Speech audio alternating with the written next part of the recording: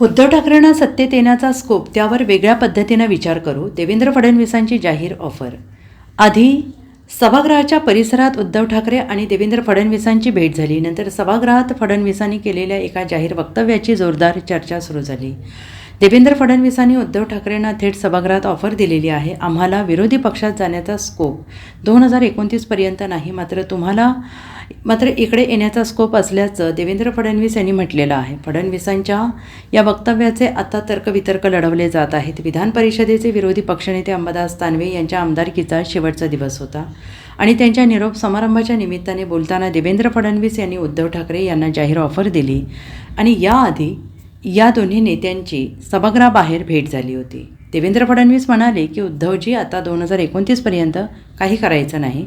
आम्हाला तिकडे यायला स्कोप उरला नाही, तुम्हाला इकडे यायला स्कोप आहे. त्यावर आपण वेगळ्या पद्धतीनं विचार करता येईल, आपण वेगळ्या पद्धतीनं बोलू. 5 वर्ष राहिले आणि तुम्ही तसे हुशार आहात, त्यामुळे एक वकील म्हणून मला असं वाटतं की तुम्ही वकिली पूर्ण करावी आणि निश्चितपणे हे काम करावं. मूळ यांचा पिंड हा अतिशय धार्मिक आहे. भागवत सप्ताह असेल, कावड यात्रा असेल, गणपती अथर्वशीर्ष पठण असेल, नवरात्र उत्सव असतील, यात सातत्याने आघाडीवर असलेले अंबादासजी हे आपल्याला या ठिकाणी पाहायला मिळतात.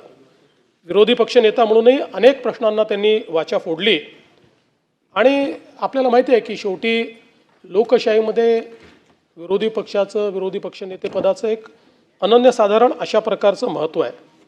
मी देखील काही काळ विरोधी पक्षनेता राहिलो आणि मी खालच्या सभागृहात सांगितलं की माझा तर जीवनातला जास्त काळ हा विरोधी पक्षात गेला आहे. म्हणजे माझी PhD विरोधी पक्षात कसं काम करायचं याच्यावर आहे. हे तर मी गेल्या 10 वर्षात शिकलो, शासनात कसं काम करायचं. त्याच्यामुळे मला असं वाटतं की निश्चितपणे एक विरोधी पक्षनेता म्हणून एक आपली प्रतिमा, आपलं नाव तयार करण्याचं काम अंबादासजींनी केलं. अनेक प्रश्नांवर कधी आक्रमक भूमिका घेत, कधी गौप्यस्फोट करत त्यांनी आपल्या परीनं या पदाला जो न्याय देता येईल तो न्याय देण्याचा प्रयत्न केला.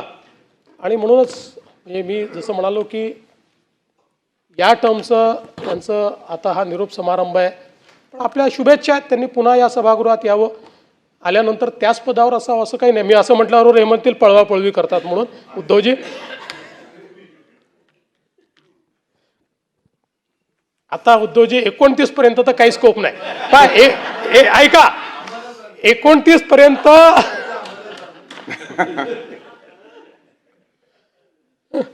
आम्हाला तिकडे याचा स्कोप उरला नाही. 29 तुम्हाला इकडे याचा स्कोप आता विचार करता येईल. म्हणजे त्याचा विचार आपण वेगळ्या पद्धतीने करू, पण आम्हाला तिकडे जायचा स्कोप हा काही या ठिकाणी उरलेला नाही.